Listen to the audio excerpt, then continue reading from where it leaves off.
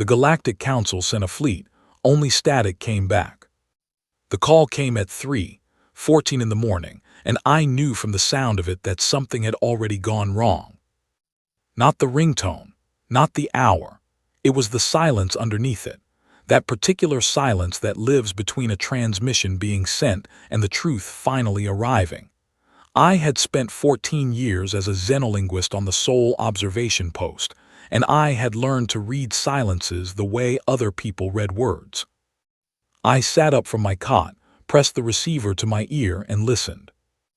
The voice on the other end belonged to my supervisor, a mild and careful man named George Alderton, who had never called me before sunrise in all the years I had worked under him. He said 3 things. He said the Council's sovereignty fleet had gone dark. He said the Kandri Expanse was the last known location. And then he said my name the way people say a name when they are not sure the person on the other end is going to be okay. "Mara," he said, "you need to come in now." I was already pulling on my jacket. The observation post sat at the far edge of the Sol exclusion zone, which was the Galactic Council's polite name for the cage they had built around our solar system 230 years ago. They had called it a containment protocol. They had called it a precautionary measure. They had dressed it in the language of diplomacy and concern, but the truth was simple. The Council was afraid of us.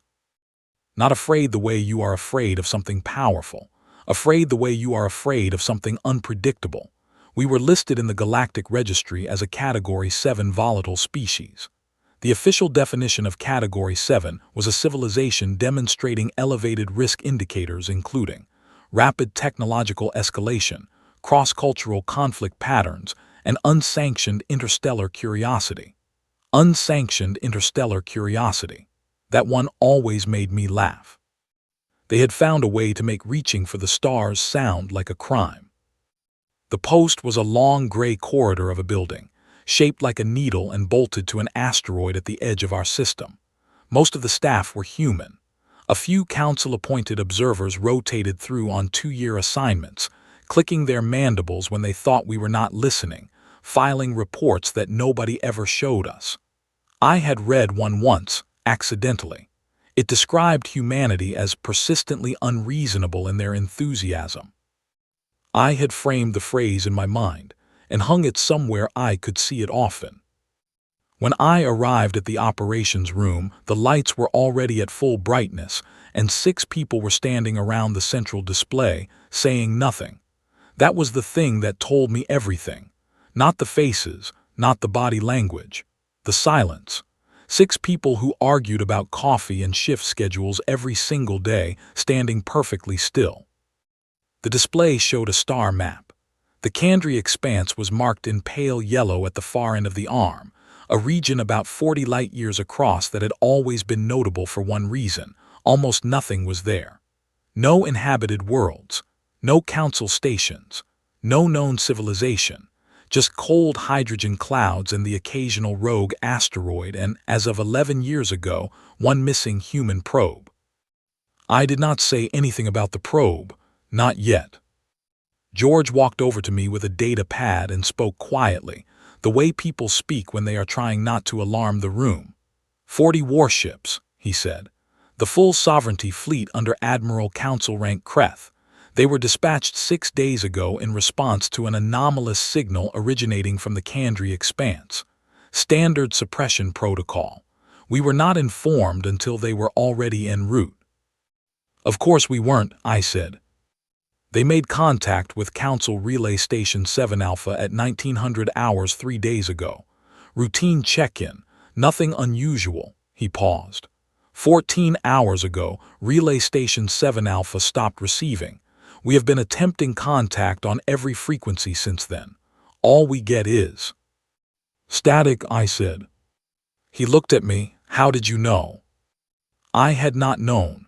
Not exactly. But I had felt it, the way you feel the shape of a word in a language you are still learning.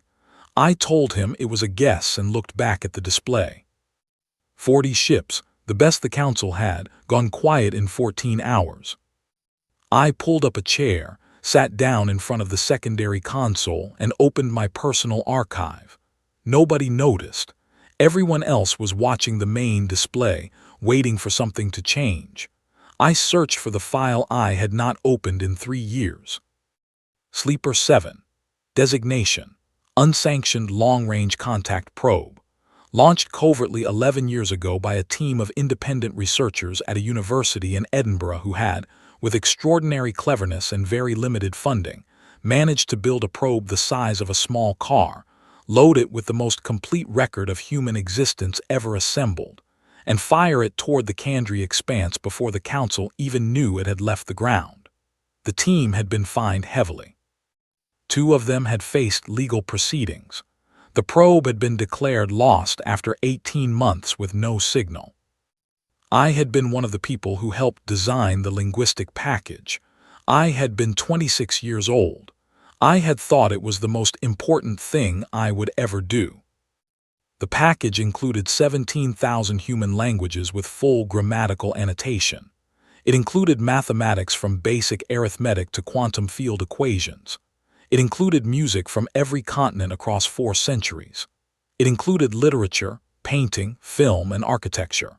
It included our medical history, our agricultural history, and our history of conflict, because we had decided, after long argument, that honesty mattered more than a good impression. We sent everything, the beautiful parts and the difficult parts and the parts we were still trying to fix. We sent it all into the dark and waited. Nothing came back. And then, 11 years later, 40 Council warships went to the same coordinates and turned into static. I sat with that for a long moment.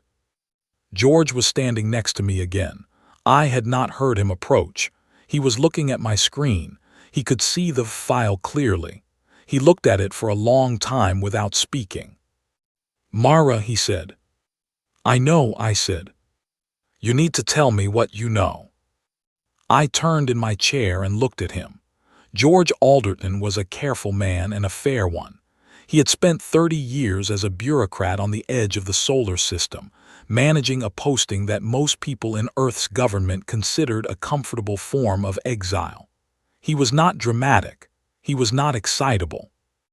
And right now, he was looking at me with an expression I had never seen on his face before, which was the expression of a man who has just realized that the ground under his feet is not as solid as he thought.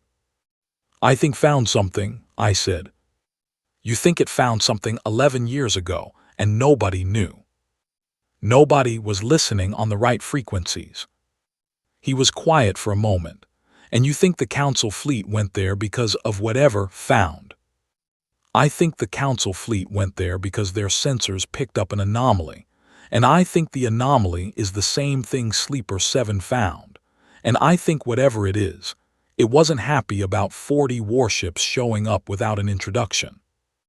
George stared at the yellow region on the star map for a very long time. Then he picked up his communicator and called the Council liaison desk.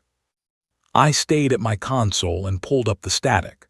The recording that Relay Station 7 Alpha had been sending on repeat for the past 14 hours, the last thing it had received before it too fell silent. Everyone else in the room thought it was noise, interference, the death rattle of a failed transmission from a destroyed fleet. I put on my headset and listened. And after about 4 minutes, I stopped breathing. Because it was not random. The static was not random at all. It had structure.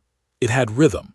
It had something that my trained ear recognized the way you recognize your own name spoken by a stranger in a crowd. It was language. It was a form of language, shaped around mathematics, built on a framework that looked very much like the same mathematical framework that the team in Edinburgh had used as the foundation for Sleeper 7's contact package. It was not a distress signal from a destroyed fleet. It was a reply. I sat in that room, in that long gray needle of a building, bolted to an asteroid at the edge of the solar system, while everyone around me stared at a star map and worried about 40 missing warships. And I understood, with the absolute cold clarity of a person who has just seen exactly how large the universe really is, That something out there in the Kandri expanse had waited 11 years, patient as a planet, for someone to say hello. And then the wrong people had shown up first. I pulled off my headset. I set it down carefully on the console. George was already walking back toward me, his face pale, his communicator in his hand. "The council is calling an emergency session," he said. "They want every piece of data we have on Kandri Expanse activity, all of it. And Mara," he stopped. He looked at me the way people look at someone they are about to put in a difficult position. "They are specifically requesting the human xenolinguist assigned to this post." I had never been specifically requested by the Galactic Council in my life. "When?" I asked. "The shuttle is already prepped." I looked back at the screen, at the waveform of the static, rolling quietly across the display, full of words that no one in that council chamber would know how to hear. "Give me 20 minutes, I said. I needed to copy the files. All of them. Sleeper 7 had been carrying a secret for 11 years, and I was not about to let the council be the ones to open it. The shuttle was cold and fast and smelled like recycled air and dread. I sat with my data pad on my knee the whole way, working through the static recording with a pair of noise-canceling headphones and a signal processing program I had written myself 3 years ago for a different project that had never gone anywhere. It was going somewhere now. By the time the council station appeared in the viewport, enormous and gleaming and shaped like something that had never once considered human comfort in its design, I had confirmed what I already knew. The static was structured, the static was addressed, and the address was not in any council language. It was in English. Old English, Middle English, Portuguese, Mandarin, Yoruba, Arabic, Hindi, and about 40 other languages layered on top of each other in a harmonic pattern that should not have been possible through audio transmission but somehow was. It was every language in Sleeper 7's linguistic package, all at once, woven together into a single message. And the message was one word. Hello. I sat back in my seat. I looked out the viewport at the council station getting larger and larger as we approached. I thought about 40 warships turned to static. I thought about a small probe built by exhausted researchers in a Scottish university on a shoestring budget. I thought about the linguistic package I had spent 6 months of my life designing. And I thought we said hello first. Even locked in our cage, even classified as volatile and dangerous and unreasonably enthusiastic, even fined and prosecuted and excluded from everything the rest of the galaxy was doing, we had still found a way to say hello. And something had said it back. The shuttle docked, the airlock hissed. A council official in formal gray was waiting on the other side with the expression of someone who has had a very bad 2 weeks. I tucked my data pad under my arm and walked through. Whatever came next, humanity had already done the most important thing. We had knocked. The Great Hall of the Galactic Council Emergency Chamber was built for intimidation. The ceiling was 50 meters high. The walls were lined with the flags of 217 member civilizations. The council seats were arranged in a descending arc, and at the center of the arc, alone at a small table that looked like it had been deliberately chosen to emphasize smallness, was the chair where I was told to sit. I sat in it. Above me, 217 species looked down. At the apex of the arc, Councillor Dravathi of the Keth, a tall, silver-skinned being with 4 arms and the particular stillness of someone who had been making decisions about lesser civilizations for 300 years, looked at me with an expression that did not quite reach contempt, but was getting close. "Dr. Voss," Dravathi said, and the translation earpiece in my right ear rendered his voice into flat, careful English. "We have been told you possess data relevant to the Kandri anomaly." "I do," I said. We have also been told that this data relates to an unsanctioned human incursion into deep space, conducted 11 years ago. I had expected this. The probe was unarmed, I said. It carried a contact package, linguistic and mathematical in nature, a greeting. The sound that moved through the chamber was not quite a gasp. It was more like the collective intake of breath from 217 species, all realizing something at the same moment. A greeting, Dravathi repeated. Yes. You sent a greeting to an unclassified region of deep space, without council authorization, without safety assessment, without any knowledge of what you might be contacting. We had a hypothesis, I said, and we were right. Dravatha's 4 hands moved in a pattern I had learned to recognize from years of watching Keth diplomats. It meant something close to, I am choosing not to say what I am actually thinking. Dr. Voss, he said, 40 council warships are currently unresponsive. 12,000 crew members are missing. An entire sovereignty fleet has gone dark in a region of space that, as you apparently knew and did not report, had already been contacted by your species without authorization.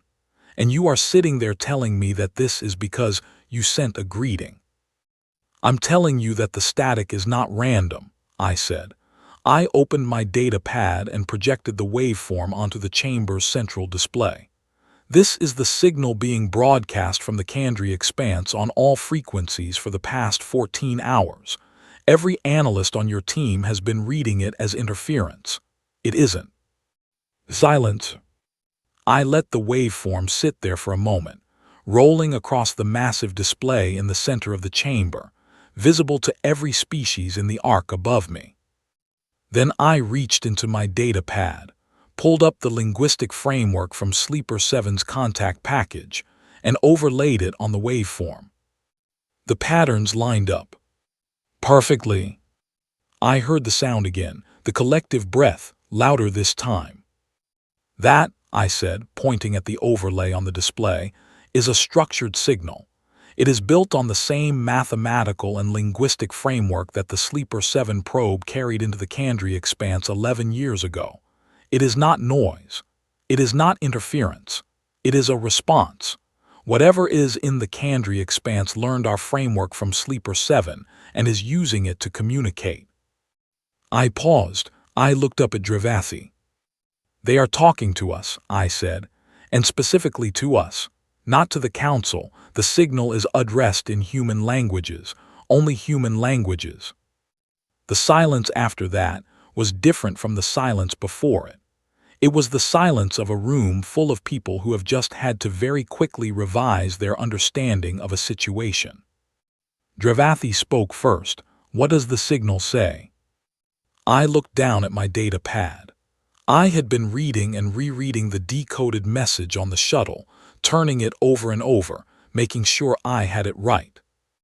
One word, I said, repeated on every frequency, in every language from Sleeper 7's package all at once. I looked back up. Hello, I said. Nobody in the chamber said anything for a very long time. And then, from somewhere in the upper arc, a delegate from a species I did not recognize said something in a language the earpiece could not immediately process. The earpiece tried twice, and then gave me a rough approximation. It came out as, they answered the humans. Dravatha's hands moved again. We will need time to verify. You don't have time, I said, and I surprised myself with how steady my voice was. Whatever is in the Kandri expanse is communicating right now. Every hour you spend verifying is an hour the signal sits unanswered. And I can tell you from professional experience that silence in the middle of a conversation carries its own message. Dravathi looked at me with those old, careful eyes. And what would you suggest we do, Dr. Voss? I looked at the waveform on the display, at the single word rolling through it in every human language, patient and clear and endlessly repeated. Answer, I said. The chamber broke into noise.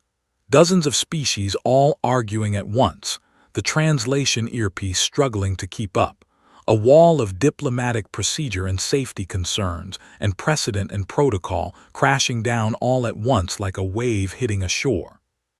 And underneath it all, quiet and steady as a heartbeat, the static kept rolling across the display. Hello. Hello. Hello. Dravathi raised one hand and the chamber went quiet. He looked at me for a long moment. Then he looked at the display. Then he looked back at me. This council will deliberate, he said. You will be held in a secure observation room while we do so. You will not communicate with anyone outside this station. You will surrender your data pad. No, I said. Every eye in the chamber turned to me. I said it again clearly without raising my voice. No, I will not surrender my data pad because I am the only person in this building who can read that signal in real time, and if it changes, and it will change, because signals during active communication always change, you will need me to tell you what it says. So I will keep my data pad, I will sit in your observation room, and you will deliberate as quickly as you can. Another long silence. Then slowly, Dravathi nodded. I was escorted out of the chamber by 2 council security officers who were polite about it, which told me more than any speech could have about how seriously the council was now taking the situation.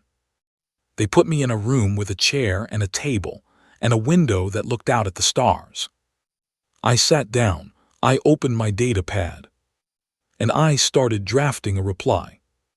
Not on behalf of the council. On behalf of the species that had sent the first message. The observation room had 1 light, 1 chair, 1 table, and a window that showed nothing but stars. There was a tray of food delivered by a mechanical arm through a slot in the door. The food was technically edible. I did not eat it. I was too busy writing. When I work on a translation problem, I go quiet. Not just on the outside, I go quiet on the inside too. The whole world narrows down to the structure of the language in front of me, the patterns beneath the patterns, the logic that holds it all together. My mother used to say I looked like I had left the room even when I was sitting right in front of her. She was not wrong. I had been in that state for about 6 hours when George Alderton's voice came through the small speaker above the door. Myra. I looked up. The council has been deliberating for 4 hours, he said. I'm not supposed to be telling you this, but they are leaning toward a decision to seal the Kandri expanse. No further contact, no response to the signal, a permanent quarantine order. I set down my stylus. They are going to ignore it, I said. They are going to manage it, that is how they phrase it. A pause. They are also discussing reclassifying Earth's category status in light of the Sleeper 7 incident, upward, which would mean additional restrictions on. George. Yes. How long do I have before they come for the data pad? A longer pause, probably 2 hours, maybe less. I looked at my data pad. I looked at the draft I had been building for 6 hours. I looked at the stars in the window. There is a frequency built into every observation post and every human deep space installation in the Soul Exclusion Zone. It is a distress frequency, technically. It is for emergencies only. It was designed so that human ships in trouble could call for help when council channels were unavailable. It was legally sanctioned, which meant it was one of the very few frequencies in this part of the galaxy that could not be jammed by council relay stations without triggering an automatic diplomatic incident. I had known about it for years. I had never used it. I looked at my reply one more time. It was not long. I had kept it deliberately simple, because clarity matters more than eloquence when you are speaking across an incomprehensible distance to something that learned your language from a time capsule shot into space by sleep-deprived researchers in Scotland 11 years ago. It said, we are still here, we have always been here. 6 words, layered into the same harmonic structure that Sleeper 7 had used. Mathematical foundation first, then linguistics, then the emotional resonance patterns I had theorized about in my doctoral thesis and had been told were too abstract to be practically applicable. My doctoral committee had been wrong about that. I opened the emergency frequency application on my data pad. It had a big red confirmation button and 3 warning messages that I dismissed one by one. Then I sat there for a moment. I thought about the team in Edinburgh.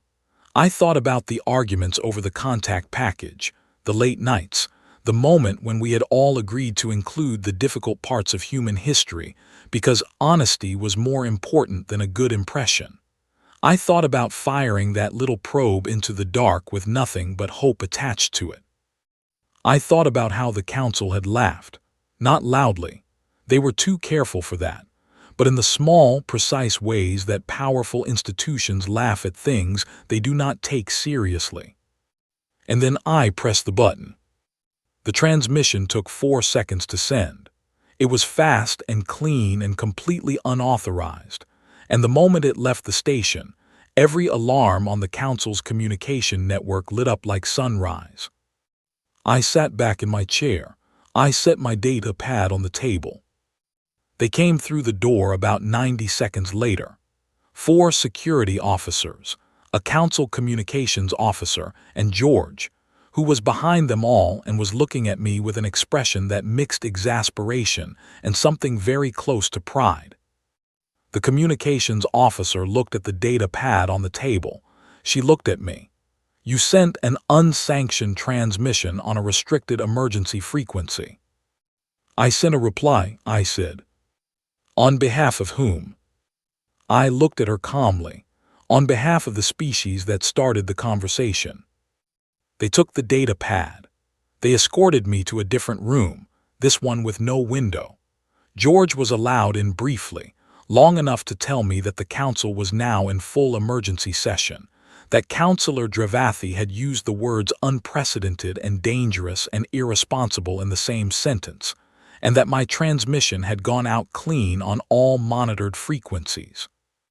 "Did it reach the Kandri expanse?" I asked.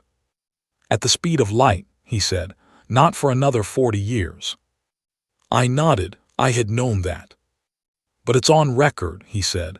"Every relay station in the arm picked it up, every council monitoring post, every independent deep space array. It's out there. They can't unsend it." I leaned back in my chair and looked at the ceiling. "Good," I said. The hearing was convened within the hour. Not the careful, deliberate kind of hearing the council usually preferred, with weeks of preparation and formal documentation and procedural courtesy. This was the fast, sharp kind of hearing that happens when an institution has been caught off guard and needs to establish control quickly. They brought me back to the great chamber, the same 50-meter ceiling, the same 217 flags, the same descending arc of seats. But the atmosphere was different. Before, there had been the gravity of a serious situation. Now there was something edgier, a crackle in the air that reminded me of the moment before a thunderstorm. Councillor Dravathi did not wait for me to sit down. "You transmitted an unsanctioned message on an emergency frequency designated for distress calls only," he said. "You did so while under explicit instruction to surrender your communications equipment. You did so on behalf of your species without any diplomatic authority, and you did so at a moment when this council was actively deliberating on the appropriate course of action." He paused. "Do you have anything to say?" It was not phrased as a question, but I answered it like one. "I have a question," I said. Dravathi waited. "How many of the species in this chamber responded to the respondent's signals in their early history?" The chamber went very still. "That is not relevant to." "How many?" I said again. A longer silence. Dravathi's 4 hands were very still. "That information is not part of these proceedings." "So you do know about the signals," I said. "You have records, At some point in the history of Council member species, the same entity that is currently broadcasting from the Kandri expanse made contact with civilizations that are now sitting in those seats. I looked up at the arc above me, and not one of them replied. Nobody said anything. Found something out there 11 years ago, I said. And that something has been sitting in the Kandri expanse since then, patient as stone, waiting. It did not attack the probe. It did not ignore the probe. It learned from it. It spent 11 years building the capacity to respond in our languages, on our frequencies, using our own frameworks. And then 40 Council warships showed up without a greeting and without a plan, and it had to deal with that situation in the only way available to it. It destroyed those ships, Dravathi said. I don't think it destroyed them, I said. Another silence, different from the ones before.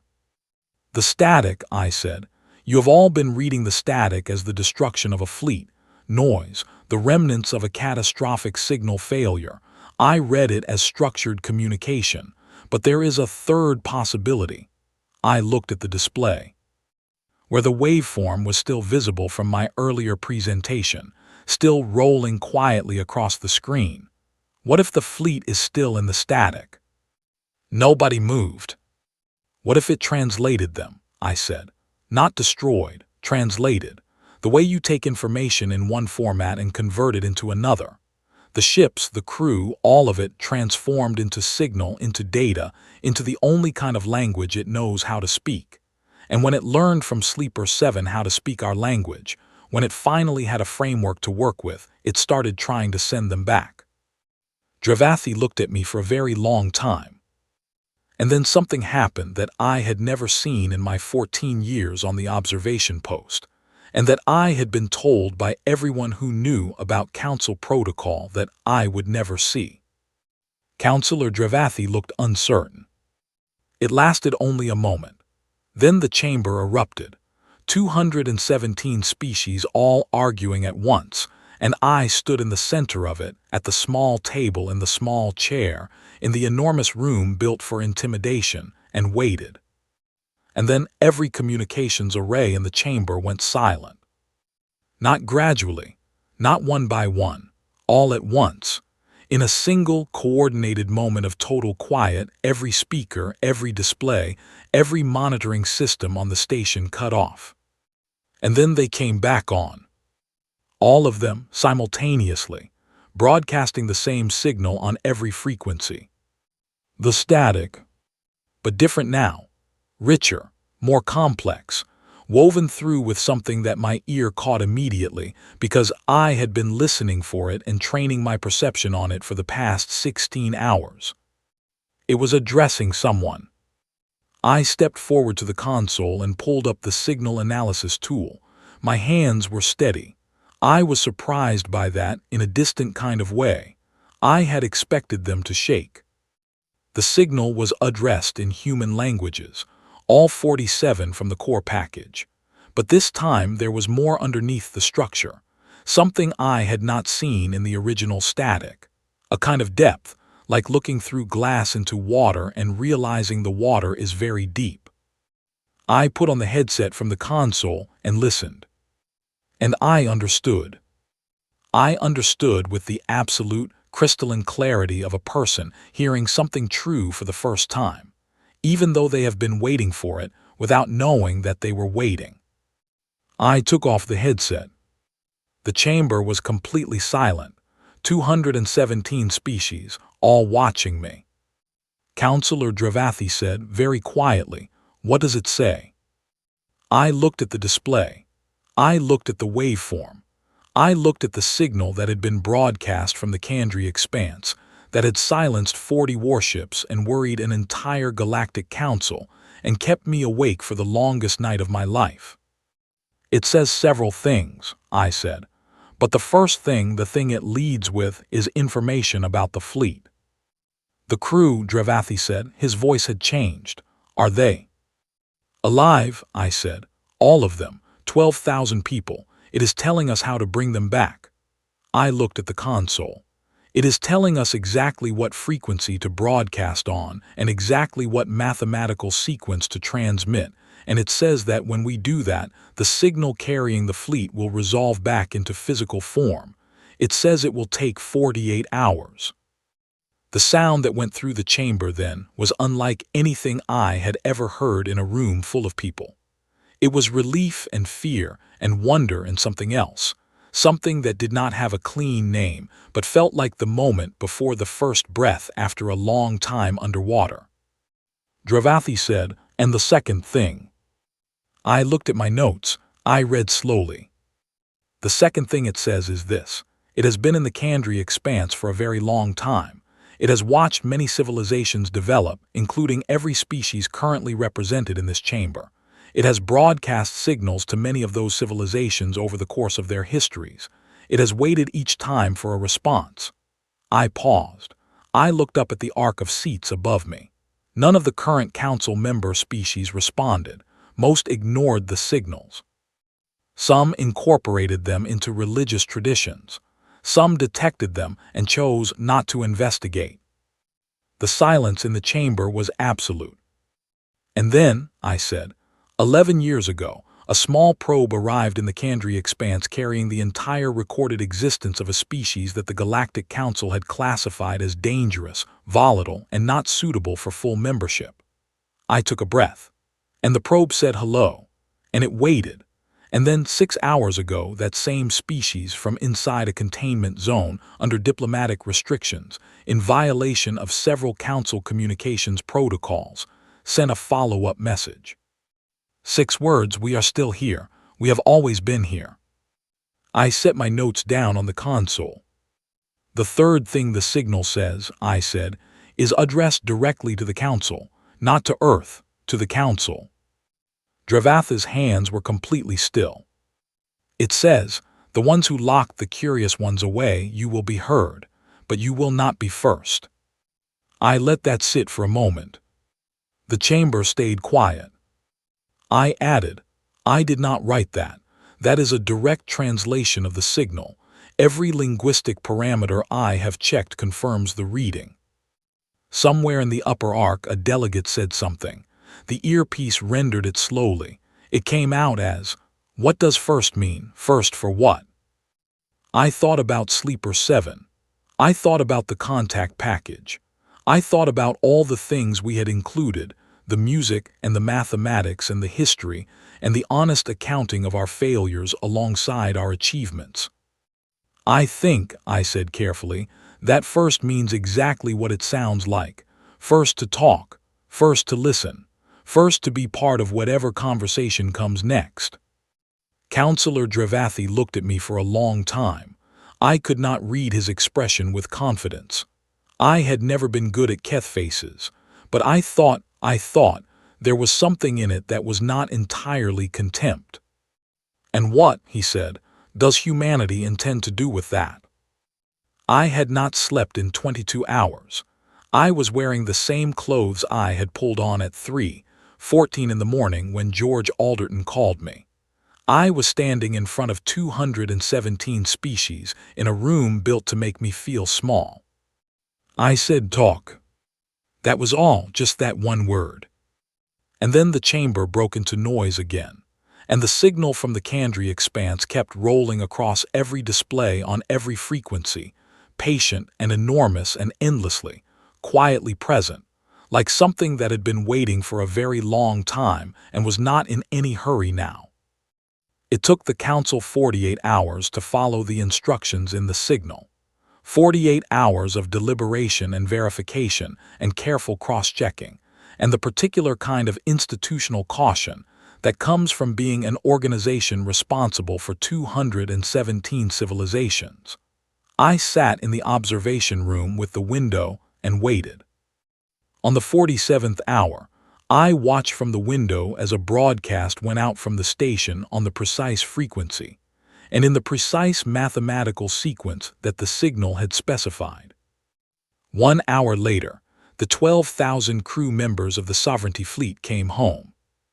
They arrived at Earth's orbit, not the Council station, not a neutral location, Earth. The fleet reassembled piece by piece in the space above our planet, ships first, then interiors, then life support, then people, all of it unfolding like a message being decoded in reverse, like a translation resolving back into its original language. It took about 6 hours, and the entire thing was captured on every monitoring array in the solar system. I watched the recordings later. My hands were shaking by then. Finally, delayed reaction. The crew emerged disoriented but unharmed. Every single one of them. 12,000 people from dozens of species, all returned exactly as they had been, with one difference. Every crew member remembered something. Not like a dream and not like a memory exactly. More like knowing. Like looking at a familiar door and suddenly understanding, without having been told, what was on the other side. The doctors who examined them in the hours after described it differently depending on which crew member they spoke to. But the common thread, the thing that came up in every account from every species, was this: they had been somewhere. Not nowhere, not in suspension or storage or simple signal form. Somewhere. And that somewhere had been very old and very large and very peaceful, and they had been shown things. Mathematical things, mostly. Structures of physics that our best researchers spent the next year trying to interpret. Medical knowledge that solved, quietly and completely. 3 diseases that had been resistant to every council treatment for centuries. Agricultural techniques that were so simple and so effective that a 14-year-old on a farming station in orbit understood them immediately and implemented them before the official report was even written. And one more thing, the crew members all mentioned it, every species, every rank, every background. They had all heard music. Human music, the selections from Sleeper 7's package, all of it playing somewhere underneath the knowing, like a theme underneath a film, like a name underneath a sentence. I sat with that for a long time when I first read the reports. They heard our music, across 40 light years, across 11 years of waiting, across the translation into signal and back. Whatever had been in the Kandri expanse had held onto the music, had kept it close to whatever it used for a self. That tells you something. I am not sure I have the words for what it tells you, but it tells you something. The council spent 3 months in closed emergency sessions. I know what was discussed in some of those sessions because George told me, carefully and in pieces, speaking quietly in the break room when nobody else was around. The council debated Earth's category status. They debated the legal implications of the Sleeper 7 incident. They debated what the respondents' communications meant for the galactic order and the council's place in it and the future of interstellar diplomacy. They also, and this was the part George told me last, debated me. Specifically, what to do with a human xenolinguist who had sent an unsanctioned transmission on an emergency frequency while under instruction to surrender her communications equipment, who had translated a signal that had upended 12,000 years of council protocol, and who had done it all without raising her voice once. They decided in the end to drop all charges. George delivered the news in person. He flew to the post, which he never did, and knocked on my office door, which he also never did, and sat down in the chair across from my desk with a data pad in his hands and a look on his face that I recognized as the look of a man who is about to say something that matters. "They're dropping it," he said. "All of it?" I asked. "All of it, the communications violation, the unauthorized transmission, the Sleeper 7 involvement, all of it." He set the data pad down on the desk. "There is also a formal notification from the Council Registry. Earth's category designation is being revised." "Upward," I said. I had expected that. Additional restrictions, George had warned me months ago. "Downward," he said. I looked at him. "Category 7 volatile has been struck from the registry entirely," he said. "Not revised, removed. The Council has created a new classification. It does not have a clean English translation yet, but the closest approximation is," he looked at the data pad, "acknowledged correspondent." He looked up. "It has never been applied to any civilization before. The Council says it will take at least a year to define the diplomatic parameters. Earth will have to negotiate the terms directly with Council representatives. A pause. They are suggesting that you lead the negotiation. I sat at my desk in my small office at the edge of the solar system and said nothing for quite a while. Outside the window, the stars were doing what stars always do. They were being enormous and indifferent and beautiful, and completely unconcerned with anything happening in my office.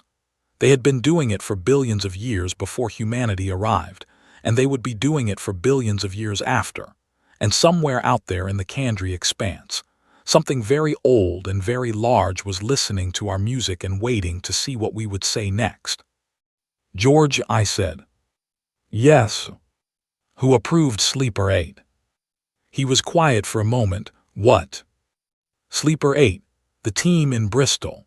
They submitted a proposal 14 months ago for a second long-range contact probe.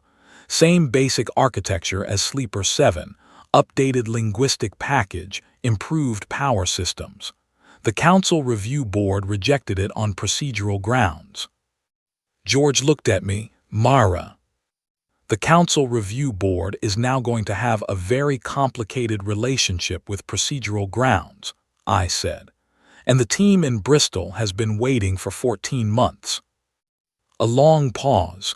George picked up his data pad. He stood up. He walked to the door. He stopped with his hand on the frame and looked back at me. "I will make some calls," he said. He left. I turned to my window. The stars outside were the same stars they had always been. The same light, the same distances, the same vast and wordless dark between them. But the dark felt different now. It had felt different since the morning George called me at 3:14 and said the fleet had gone quiet. It felt inhabited, not frightening. Just inhabited. The way a room feels different when you know someone is in it, even if you cannot see them yet. Something was out there. Something patient and ancient and curious that had seeded life across the galaxy and watched it grow and waited for any civilization that would reach toward it, not with weapons or fear or the machinery of power, but with the simple, irrepressible human impulse to say, "Hello. We are here. We thought you might want to know." I thought about the team in Edinburgh, years ago, working through the nights on a probe most people thought was a waste of time. I thought about the arguments over what to include and what to leave out, and how we had eventually agreed that the honest version of humanity was better than the polished one, because whatever was out there deserved to know what we actually were. I thought about Counselor Dravathi calling us volatile, calling our curiosity unsanctioned, sitting in his enormous chamber above his enormous flag and looking down at the small chair where the humans sat. I thought about all of that, and then I opened a new document on my data pad. At the top I typed, Linguistic Framework Proposal Sleeper 8 Contact Package, Revision 1. I started writing. I wrote for a long time, through the rest of that afternoon and into the evening, and past the point where the light outside the window changed from the pale, artificial light of the station to the darker shade that passed for night at the edge of the solar system. I wrote about language. I wrote about the way meaning survives translation if the structure underneath it is honest and clear. I wrote about mathematics as a foundation and music as an emotional carrier, and the way those two things together could say things that neither could say alone. I wrote about what we had learned from the respondent's signal, the depth in it, the patience, the particular quality of something that has been waiting for a very long time and has finally, at last, been given reason to stop waiting. I wrote a note at the end, just for myself, not for the proposal, a reminder. It said, the Council called us volatile because we reach toward things we do not understand. They considered that a flaw. Turns out it was the whole point. 3 weeks later, George sent me a message. 2 sentences. It said, Bristol team approved. Launch window 6 months. I read it 3 times and then I walked down to the post's small common room, where 4 of my colleagues were having an argument about the coffee machine, which had been broken for 2 months and was apparently a source of genuine diplomatic tension on the human side of the station.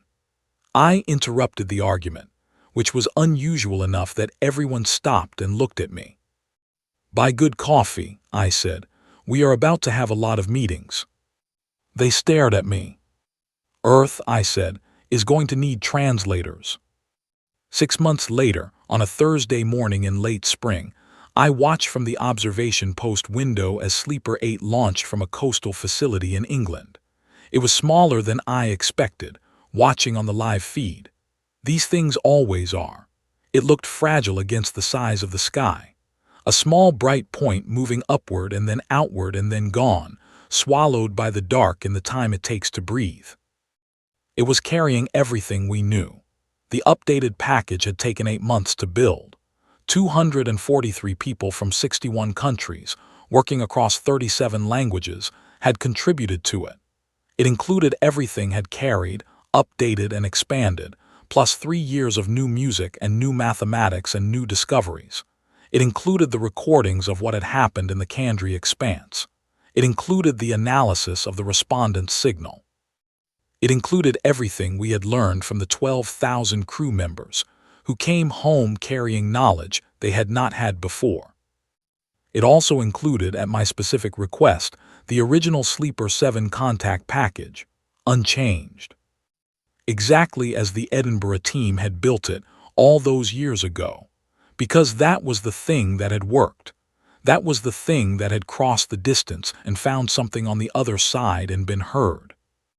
And at the very beginning of the package, before the mathematics and before the music and before the languages and the history and the careful, honest accounting of who and what we were, at the very beginning, in every language we knew, in the same harmonic structure the respondent had used when it reached back across the dark to find us, was one word.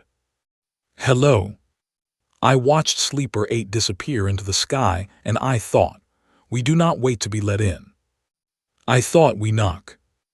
I thought about the council chamber, and the small chair, and the 50-meter ceiling and counselor, Dravatha's hands moving in the pattern that meant I am choosing not to say what I am actually thinking.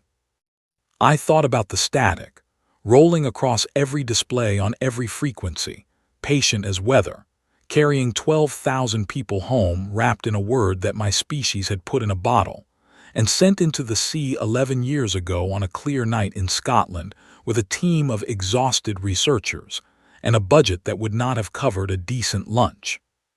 I thought we are still here, we have always been here. The sky was very blue. The probe was gone. Somewhere ahead of it, 40 light-years out and getting no closer for a very long time, something ancient and large and patient was holding our music and listening. And we were talking. For the first time in 230 years, humanity was talking. I put my hand against the window. The glass was cold against my palm. Get ready, I said quietly, to the stars, to the dark between them, to whatever was listening from the Kandri expanse, and from every other corner of a galaxy that was much less empty than anyone had ever let us believe. We were here, we had always been here. And we were just getting started.